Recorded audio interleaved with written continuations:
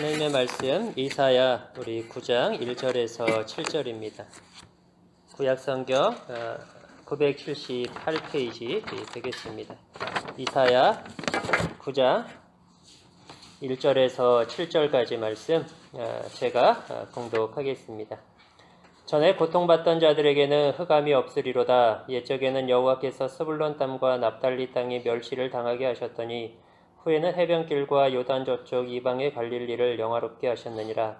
흑암에 행하던 백성이 큰 빛을 보고 사망의 그늘진 땅에 거주하던 자에게 빛이 비치도다.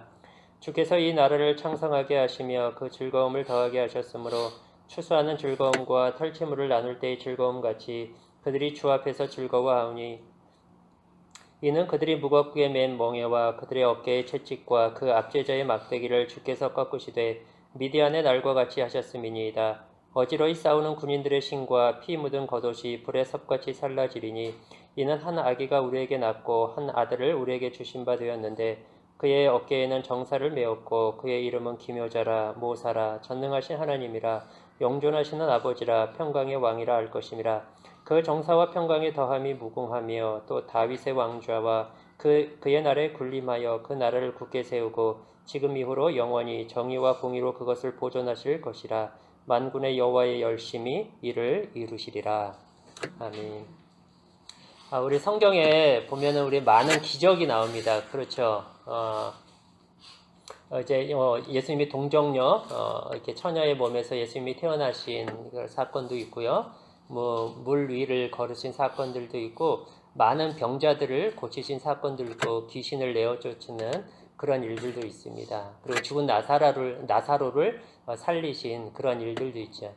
우리 성도님들은 이러한 그 성경에 나오는 기적들 가운데에 어느 기적이 가장 놀랍고 여러분들은 가장 이렇게 참 이 기적은 참 대단하다라고 생각되는 그런 기적이 어떤 것입니까? 제가 로이드 존스 목사님으로 기억을 하는데요. 로이드 존스 목사님이 이렇게 말씀을 하셨어요. 성경에 지금 말씀드린 여러 가지 많은 기적들이 있는데 성경에서 가장 놀라운 기적은 예수님의 탄생이다. 그렇게 말씀을 하셨어요. 왜냐하면 이것은 하나님이 인간으로 오신 것이기 때문에 하나님이 인간으로 오셨다. 이것이 성육신이잖아요. 이게 크리스마스인데 하나님이 인간으로 오신 이 사건보다 더 놀라운 그런 기적과 사건은 없다는 거예요. 여러분 어떻게 생각하십니까? 저는 전적으로 공감을 합니다. 사실 하나님은 천지를 창조하신 분이시잖아요. 모든 걸 만드신 분이시잖아요. 그분이 물 위를 걷는다? 무슨 이게 큰 대수겠어요, 그렇죠? 오병이요? 물고기 2마리하고 떡 5개, 5,000명 먹이는 하나님에게는 불가능한 일이 아니죠. 병자를 고치고 귀신을 내어 쫓는 거 그 일도 아닙니다. 죽은 자를 살리는 없는 것을 있게 하시는데 무에서 유를 창조하신 하나님인데 사람 죽었는데 그 죽은 사람 한 명쯤 이렇게 살려내는 거야? 하나님에게는 전혀 큰일이 아니죠. 그건 기적이 아니라는 거예요. 정말 성경 속에 가장 놀라운 기적은 하나님이 인간으로 오셨다라는 이것이 가장 크고 놀라운 기적이다. 사실 그렇습니다. 여러분 하나님은 창조주시잖아요. 그런데 인간으로 오셨다는 건 뭐예요? 피조물의 형체로 오셨다는 거. 창조주가 피조물로 오셨다. 하나님은 무한하신 분이시잖아요. 그런데 인간으로 오셨다는 건 뭐예요? 그분이 시간과 공간 안에 갇히시는 유한한 존재로 오셨다라는 거예요. 하나님은 영원하신 분이시잖아요. 그런데 한계가 있는 분으로 오셨다라는 거예요. 전지전능하신 하나님께서 이러한 존재로 오셨다라는 거. 여러분 이보다 더한 기적은 없습니다. 네, 그렇게 하나님이 이 땅 가운데 오신 인간으로 오신 그 날이 바로 우리가 성탄이죠. 오늘 왜 그분이 그러면 하나님께서 인간의 몸을 입고 왜 인간으로 오셨는가? 여러분 뻔한 얘기 하려고 합니다. 그러나 이 뻔한 얘기가 오늘 저와 여러분들에게는 그것이 뻔하지 않게 다가오는 그러한 은혜가 있기를 바랍니다. 하나님이 우리에게 왜 오셨는가? 왜 인간의 몸으로 이렇게 오셨는가? 오늘 2절 말씀에 한번 보시죠. 1절과 2절 말씀을. 전에 고통받던 자들에게는 흑암이 없으리로다. 옛적에는 여호와께서 스불론 땅과 납달리 땅에 멸시를 당하게 하셨더니 후에는 해변길과 요단 저쪽 이방의 갈릴리를 영화롭게 하셨느니라. 흑암에 행하던 백성이 큰 빛을 보고 사망의 그늘진 땅에 거주하던 자에게 빛이 비치도다. 오늘 이 본문 말씀 속에서 두 가지를 제가 여러분들과 함께 나누려고 하는데, 첫 번째로 하나님께서 인간으로 오신 그 첫 번째 이유는 죄와 흑암과 사망에서 우리를 구원하시기, 자기 백성을 구원하시기 위해서 오셨습니다. 2절에 보면 흑암에 행하던 백성이 큰 빛을 보고 사망의 그늘진 땅에 거주하던 자에게 빛이 비치도다. 흑암에 행하던 백성, 사망의 그늘진 땅. 이 문맥에서는 이거 누구를 가리키느냐면요, 이 1절에 나오는 스불론 땅과 납달리 땅을 가리키는 거예요. 이 스불론 땅과 납달리 땅은 어디냐면 이스라엘 가운데에 북쪽 갈릴리 지역이, 이제 이스라엘이 크게 세 지역으로 나누어집니다. 마치 우리 여기 알버타에 에드몬턴이 있고 캘거리가 있고 저기 밑에 레스브리지가 있듯이 저 북쪽으로는 갈릴리예요. 갈릴리 지역. 그리고 가운데 센터에 있는 데가 사마리아입니다. 우리 예수님이 이제 사마리아에서 우물가에서 여인을 만나요. 그 사마리아예요. 그리고 맨 사우스 쪽에 어디냐면 유다예요. 유다. 그래서 이제 이 스불론 땅과 납달리 땅은 그 가운데에 이 갈릴리 지역에 해당이 되는 거예요. 근데 이 스불론과 납달리 땅은 이 북쪽 이스라엘은 남과 북으로 나눠졌을 때 북쪽 이스라엘이 아수르에 의해서 멸망을 당합니다. 그걸 상징하는, 지금 8장에서 뭘 하나님이 경고를 하시냐면 이 땅이 아수르에 의해서 멸망할 것을 경고하시는 거예요. 그러면서 이제 9절 말씀이 나오는 거예요. 그러면서 그 전에 고통받던 자들, 그러니까 이제 이들이 아수르에 의해서 패망해서 고통을 받게 된다라는 거예요. 그래서 멸시를 당하게 하셨다. 하나님 앞에 버림을 받은 자들처럼 되어버렸다는 거야. 그게 이제 스불론과 납달리 땅인데 그게 갈릴리 지역이란 말이에요. 그런데 그 길에 하나님이 그 갈릴리를 영화롭게 하셨다. 그렇게 얘기를 하고 있고, 흑암에 해당하던 백성이 큰 빛을 보고 사망의 그 그늘진 땅에 거주하던 그들에게 빛이 비치었다. 그러는 거예요. 그래서 실제로 여러분들 이제 큐티, 이 본문 이제 우리가 지난주에 큐티했던 본문인데 거기에 보면 설명이 나오죠. 그래서 예수님이 실제로 오셨을 때에 예수님이 베들레헴에서 태어나지만 그건 유다 지역이거든요. 그런데 이제 헤롯이 죽이려고 애굽에 피신했다가 나중에 오셔서 자라신 것이 나사렛이에요. 그 나사렛은 갈릴리 지역입니다. 그래서 예수님이 이제 거기서 장성하시고 거기서 이제 공생의 사역을 시작을 하시는데 대부분의 예수님의 공생의 사역이 어디에서 이루어지냐면 갈릴리 지역에서 이루어져요. 유다는 딱 두 번 옵니다. 예루살렘 쪽으로는. 한 번 오셨다가 다시 갈릴리 쪽으로 가시고 그 다음에 오셔서 예루살렘 입성하시고 잡히셔서 고난당하시고 십자가에서 죽으시는 거예요. 실제로 더 훨씬 많이 이루어지는 예수님의 사역이 이루어지는 곳이 갈릴리 지역이에요.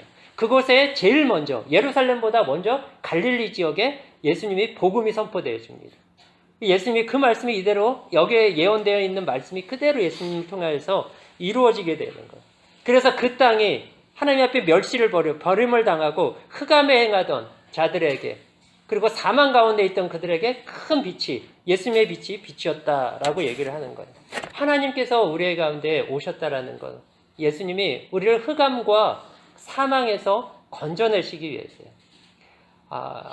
저는 이 말씀이 그 성탄절을 이렇게 맞이하면서 여러분들이 좀 묵상하는 시간을 혹시 가져보셨습니까?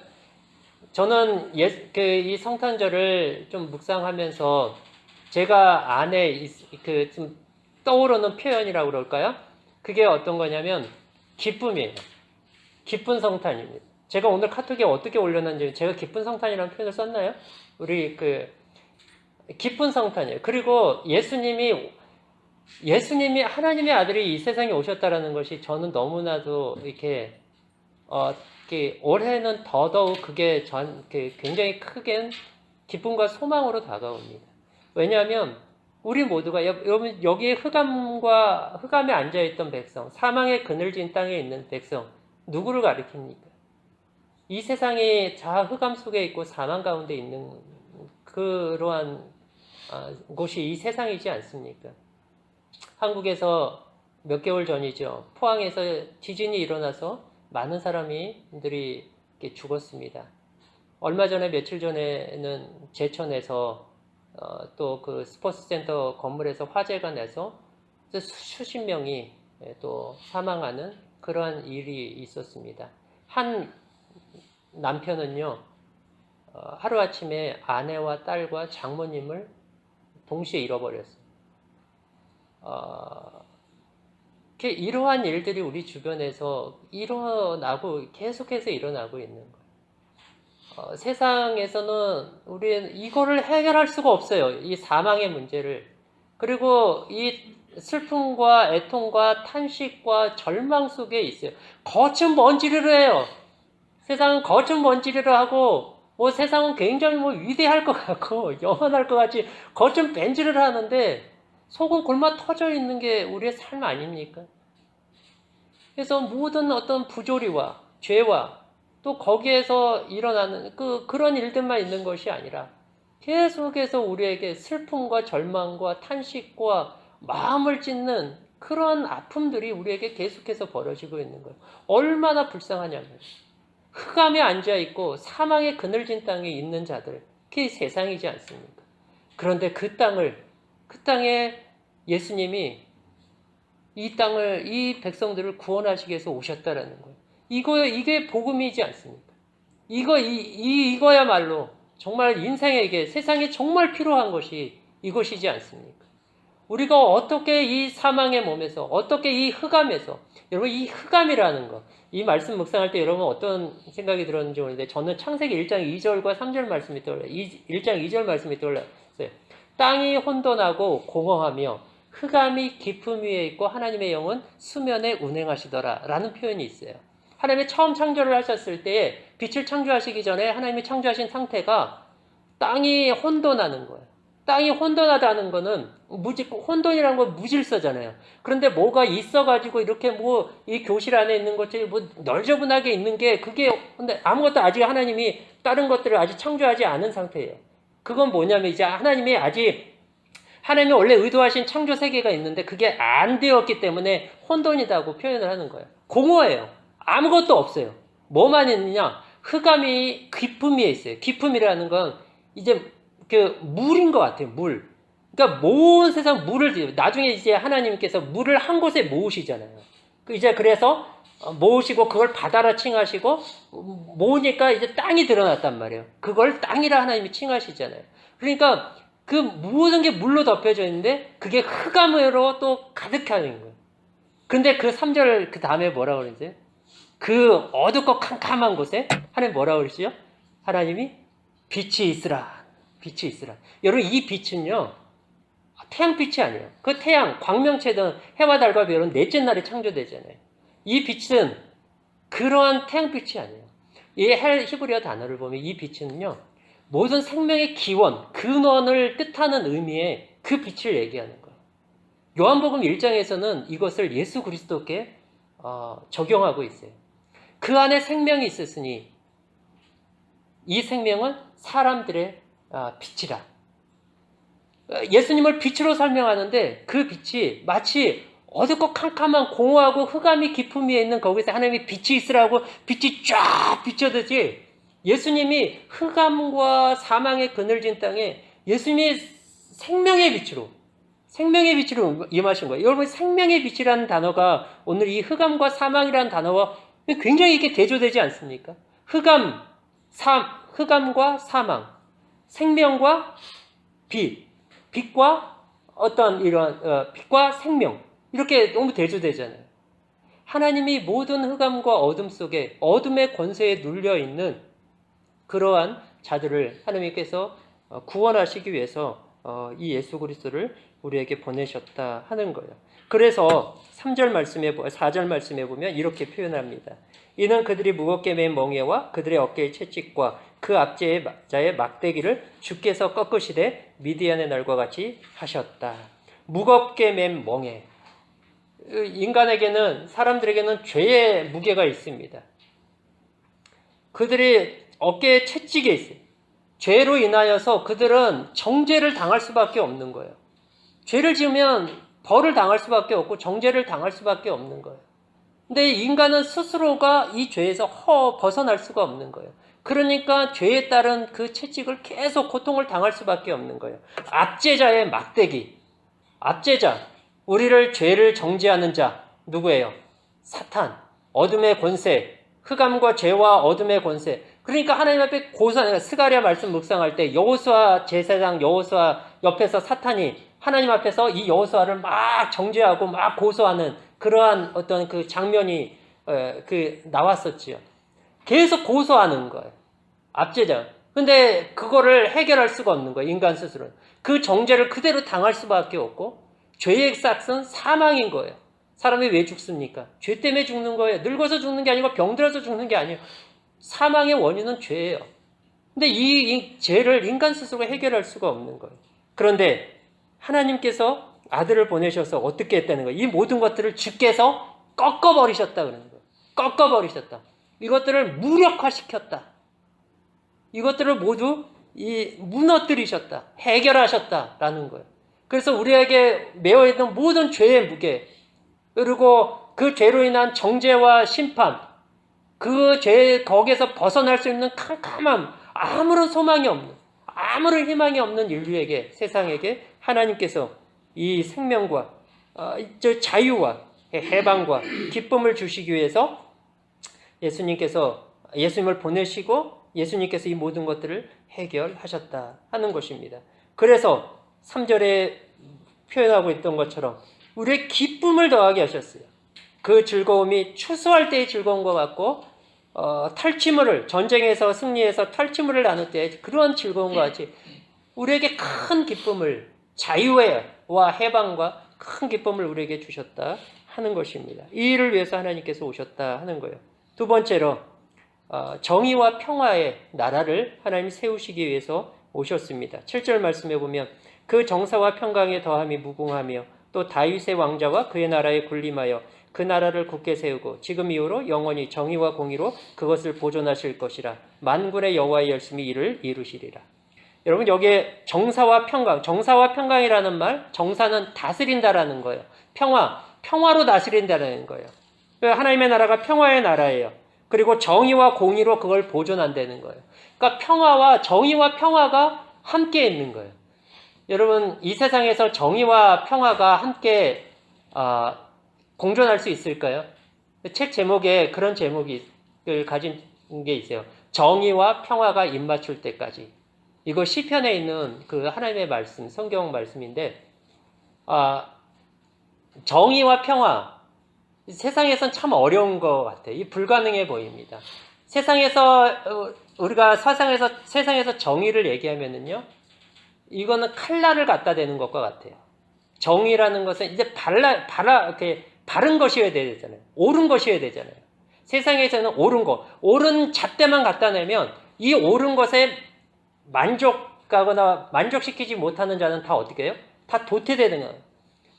이 정의의 칼날을 갖다 대면은 정의롭지 못한 사람들에게는 그 따른 심판과 벌밖에는 주어지는 것이 없는 거예요. 거기엔 관용도 없고요. 관용이 없고 용서가 없고 이해가 없고 긍휼이 없고 불쌍히 여겨주는 것이 없어요. 그렇기 때문에 세상에서 정의 이거 외치면은 거기에는 두려움밖에 남지 않는 거야. 요 정의의 잣대 앞에 딱 만족하지 못하는 자는 언제 나한테 그 정의의 칼날이 다가올지 늘 불안과 두려움에 떨 수밖에 없는. 평화는 어떻습니까? 세상에서 말하는 평화는 뭐죠? 내부 좋고 누이 좋고예요. 나도 할 테니 너도 해라. 이런 거죠. 동성애만 생각해 보죠. 왜 이성만 사랑이냐? 동성 간에도 사랑이다. 너희가 이성끼리 사랑하듯이 우리는 동성끼리 사랑한다. 그럼 너희도 사랑하고 우리도 사랑하자. 세상은 다 이렇게 포용하는 것이 세상에서 얘기하는 평화죠. 그렇게 평화하면 그거에는 뭐가 없어요? 진리가 없어요. 진리가. 세상에서는 어려운 것 같아요. 근데 이것이 가능한 게 있어요. 어떻게 가능하느냐? 예수님 안에서 가능합니다. 예수님 안에서. 예수님은 은혜와 진리가 풍성하신 하나님이세요. 왜 하나님의 나라가 정의와 평화의 나라가 가능합니까? 그건 하나님의 속성이기 때문에 속성과 관련된 거. 하나님은 도덕적으로 하나님은 정의로우신 분이에요. 그리고 하나님은 평화로 사랑의 하나님이세요. 그렇기 때문에 정의와 평화가 함께 할 수 있는 나라가 가능한 것이에요. 그런데 세상은 그것이 없어요. 그것이 가능한 건 오직 예수 안에서만 가능합니다. 복음 안에서만 가능한 거예요. 세상에 진정한 정의와 평화가 임할 수 있는 것은 세상에 예수 그리스도 앞에 무릎 꿇고 예수 그리스도를 안에 거할 때 진정한 그때 세상이 원하는 진정한 세계 평화가 그때에서가 가능한 거예요. 예수 안에 아니고서는 예수 말고서는 이 일이 될 수가 없는 거예요. 왜냐하면 예수 밖에는 예수님 외에는 정의와 평화를 만들어낼 수 있는 그런 것이 세상에는 존재하지 않는 것입니다. 하나님의 이러한 나라를 하나님이 세우시기 위해서 이 땅 가운데 오셨습니다. 하나님이 근데 이 모든 일들을 우리 7절 마지막에 보면은 이런 표현이 있어요. 만군의 여호와의 열심이 이것을 이루실 것이다 그럽니다. 하나님의 열심. 너무 표현이 멋있는 표현이지 않습니까? 하나님의 열심. 하나님의 이 일에 하나님의 그 열심을 갖고 이 일을 행하신다는 거예요. 여러분, 이 하나님의 열심이라는 건 어떤 걸 의미하는 거예요? 어떤 걸 표현하는 거예요? 하나님의 적극적인 의지를 표현하는 그러한 표현인 것이에요. 하나님의 이 일을 반드시 이루고야 마시겠다라는 강한 의지가 이 하나님의 열심이라는 이 단어 속에 포함이 되어 있는 거예요. 그것이 사실 오늘 본문 속에서도 이렇게 나타나고 있는데요. 4절 말씀의 끝에 보면 이것이 미디안의 날과 같이 될 것이다. 그래요. 미디안의 날. 이거 뭐를 얘기하는 거냐면 기드온과 300명 용사를 얘기하는 거예요. 기드온과 300명이 미디안의 대군을 물리치는 겁니다. 횃불과 항아리만 들고 가서. 여러분, 이게 말이 되는 얘기예요? 불가능한 얘기예요. 그런데 그게 기드온과 300명이 미디안의 대군을 물리쳤어요. 하나님의 영이 그곳에 가서 혼란스럽게 해갖고 이겼단 말이에요. 아브라함이 롯이 잡혀갔을 때요. 그 집에서 길리온 자, 군사들도 아니에요. 집에서 있는 그 식솔들 중에 가솔들 318명을 데리고 가가지고요. 5개 연합군의 군대와 싸워가지고 그들을 물리치고 롯을 구출해갖고 옵니다. 여러분, 이게 가능한 얘기예요? 이게 불가능한 얘기예요. 이게 있을 수 없는 일이에요. 그런데 그런 일이 있었단 말이에요. 아브라함이 돌아갔을 때 살레망 멜기세덱이 아브라함을 맞이합니다. 그때 아브라함이 멜기세덱에게 뭘 주죠? 그 전리품들 가운데 그 가져온 것 중에 시야에 온 것 중에 10분의 1을 11조를 멜기세덱에게 줘요. 여러분, 11조가 의미하는 게 뭔지 아세요? 이 고백이에요.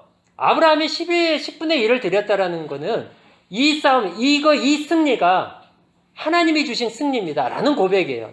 우리가 11조를 드리는 의미가 그거예요. 하나님, 내게 있는 모든 것, 내가 가진 모든 것, 내게 베풀어진 이 모든 은혜는 하나님이 제게 주신 겁니다. 라는 고백으로, 그런 고백을 담아서 11조를 드리는 거예요. 그게 11조의 의미예요. 근데 아브라함이 그 고백 속에, 그 10분의 1을 드리는 그 고백 속에 바로 그 신앙이 담겨져 있는 거예요. 이 승리는 하나님께로부터 왔다. 그래서 하나님이 이 일을 이루셨습니다. 라는 고백이에요. 그래서 미디안의 날과 같이 하셨다라는 얘기는 하나님이 이 일을 행하실 것이다. 라는 얘기예요. 그리고 오늘 그 1절에 보면 영화롭게 하셨다라는 표현이 있고요. 2절에 보면 큰 빛을 보고 그리고 또 빛이 빛이었다라는 표현이 있는데요. 이게 완료형으로 되어 있어요. 이게 이 시제가 또 중요한데요. 왜 그러냐면 여러분, 이게 앞서 얘기했던 것처럼 아수르에 의해서 아직 멸망도 안 당했어요. 이 스불론 땅과 납달리 땅이 북쪽 이스라엘이 아직 멸망 안 당했단 말이에요. 멸망 당할 것이다라는 얘기를 해주면서 그러나 나중에 평화의 왕이 오시면 하나님의 아들이 오시면 그 땅이 영화롭게 될 것이다를 얘기하고 있단 말이에요. 그러면 어떻게 예언을 해야 되는 게 맞아요? 미래로 예언을 해야 되는 게 맞잖아요. 미래에 있을 일이니까. 그러니까 영화롭게 할 것이다가 맞아요. 그런데 여긴 영화롭게 하셨느니라고 이미 완료 형태로 되어 있어요. 그리고 여기 우리말에는 안 드러나지만 영어 번역에는 여기 똑같이요. 큰 빛을 보고가 큰 빛을 보았다. 이렇게 얘기되어 있고요. 그리고 큰 빛이 또 빛이었다. 다 완료형으로 되어 있어요. 이게 성경에서는 매우 중요한 시제 중에 하나입니다. 이게 왜 미래에 있을 일인데 왜 완료형으로 되어 있어요? 이 일은 하나님이 반드시 하나님에 의해서 이루어지고야 말 것이기 때문에 이미 완료를 쓰고 있는 거예요. 지금 미래에 있을 일이지만 이 일은 이루어지고야 말 일이기 때문에 완료형을 쓰고 있단 말이에요. 왜요? 하나님이 작정하시고 계획하시고 행하시기로 마음 먹으신 것은 이미 그것은 이루어진 것과 다름없기 때문에. 왜 그렇죠? 그것을 막을 자가 없어요. 그것을 실패케 할 자가 없어요. 하나님 만군의 여호와의 열심이 이것을 이루고야 마실 거란 말이에요. 그렇기 때문에 완료형을 쓰고 있는 거예요. 그래서 하나님의 약속대로 이때가 이제 예수님이 오시기로부터 수백 년 전입니다. 근데 2000년 전에 약속대로 예언대로 예수님이 오셨어요. 하나님의 아들이. 그리고 이 모든 말씀대로 갈릴리 땅에서 복음이 전파되어지고 그 땅이 제일 먼저 복음이 전파되었잖아요. 그 땅에 큰 빛을 본 거예요. 예수 그리스도의 빛으로 오신 예수 그리스도를 보한 거예요. 하나님의 아들을 보았어요. 그 말씀이 그대로 이루어졌습니다. 여러분, 하나님께서 우리를 죄와 흑암과 그리고 사망에서 우리를 구속하시고 구원하시기 위해서 하나님의 아들을 보내셨고 진정한 정의와 평화가 이 땅 가운데 임하는 그런 나라를 하나님 세우시게 하여 그 아들을 보내셨습니다. 이것이 우리로 말미암아 되어진 것이 아니라 어떤 누구에 의해서 되어진 것이 아니라 하나님이 처음부터 영원전부터 작정하시고 계획하시고 그리고 구약에서 약속하시고 예언하셨던 그 내용들이고 그것이 이제 2000년 전에 예수님이 이 땅에 오심으로 그것이 이루어졌습니다. 그리고 동일하게 그 하나님이 지금 우리에게 또 하나의 약속을 하고 계십니다. 이 진정한 정의와 평화의 나라가 이 모든 구원의 완성이 예수님이 우리를 죄와 흑암과 사망에서 건지셨지만 이 땅 가운데 여전히 어떤 죄가 있고 어떤 흑암과 고통과 슬픔과 탄식이 있잖아요. 사망이 있잖아요. 그리고 정의와 평화가 아직 완전히 이루어지지는 않았잖아요. 그러나 이미 예수님의 이 2000년 전 오심으로 그 나라는 시작이 되었고 이제 그 나라가 우리에게 완성된 형태로 새하늘과 새 땅의 모습으로 우리 가운데 임하게 될 것을 또한 약속하고 있는 거예요. 그렇다고 한다면 이 몇백 년 전에 이 약속을 하나님께서 하셔서 이것이 2000년 전에 예수께서 오심으로 이 약속이 이루어졌다고 한다면 이제 앞으로 우리에게 약속된 이 약속도 어떻게 되고 말 것입니까? 우리에게 이루어지고야 말 것입니다. 그래서 이 완료의 형태를 신약성경에서 쓰고 있는 데가 있죠. 혹시 기억하십니까? 로마서 강의할 때, 로마서 8장 말씀할 때 하나님이 정하신 자들을 부르시고 부르신 자들을 의롭다 하시고 의롭다 하신 자들을 영화롭게 하셨다라고 표현했어요. 영화롭게 하시는 것은 미래에 있을 일이에요. 예수님 다시 이 땅 가운데 오실 때 하나님의 나라가 임할 때에 우리에게 이루어질 일이란 말이에요. 그런데 그거를 영화롭게 하셨다. 완료 형태로 쓰고 있어요. 미래에 있는데. 마찬가지예요. 이 땅에 이 이사야를 통해서 예언하셨던 그 예언이 역사 속에서 실현되고 이루어진 것과 같이 이제 우리에게 영화로움을 약속해 주신 하나님의 그 약속이 우리에게 현실로 다가오는 날이 곧 우리 가운데 여러분들 가운데에 임하게 될 것입니다. 이 약속이 가운데에 우리가 있는 거예요. 이 하나님이 열심히 이 일을 이루실 것입니다. 하나님의 열심은 예수 그리스도의 초림 2000년 전에 예수님이 오시는 데까지만 만군의 여호와의 열심히 있는 게 아니에요. 하나님의 나라가 완성되는 예수님의 재림으로 끝나게 될 그 마지막까지 매 여호와의 열심히 하나님의 열심히 이 일을 이루어 가실 것입니다. 그 이 하나님의 열심 가운데에 저와 여러분의 인생과 삶이 있습니다. 그래서 임마누엘이신 거예요. 하나님이 우리와 영원히 함께 하시는 것입니다. 그래서 그 완성의 순간까지 그때까지 우리를 하나님께서 인도해 가실 것입니다. 이 성탄을 우리가 또 맞이하면서 우리 주님이 이 땅 가운데 오심과 이 약속이 어떻게 약속되어지고 예언되었던 것들이 어떻게 성취되었으며 또 우리에게 하나님께서 하신 약속들이 어떻게 이것들이 이루어진 일들을 근거로 해서 어떻게 그 약속들이 우리에게 또 다가올 것인지를 여러분들이 묵상하시며 또 생각하시면서 그것이 우리에게 주는 우리에게 어떤 은혜와 부요함과 우리의 삶의 넉넉함과 풍성함을 주는지 그들을 풍성하게 누리는 그러한 복된 그런 성탄 되시기를 바랍니다. 기도하겠습니다. 하나님 아버지 감사합니다. 우리를 사랑하사 하나님의 아들을 보내시기로 영원전부터 작정하시고 또 구약에 여러 번 계속해서 반복적으로 약속하시고 예언하여 주시고 때가 되매 그 아들을 보내사 그 약속하신 것을 성취하시고 이루심을 감사드립니다. 아버지 하나님, 그 은혜 속에서 하나님 우리가 구원을 받았고 하나님의 자녀가 되었습니다. 그러한 우리들에게 동일한 약속을 하나님이 또 주고 계십니다. 하나님의 나라가 우리에게 임하게 될 것이다. 영화로운 그러한 상태에 진정한 안식과 평화에 그 나라가 우리에게 도래할 것임을 우리에게 약속하고 있습니다. 만군의 여호와의 열심히 이 일을 이루시겠다 말씀하십니다.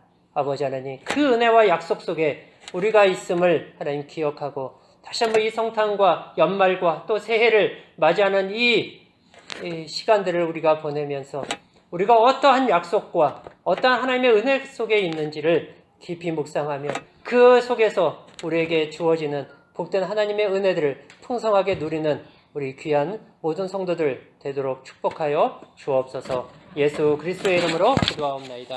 아멘.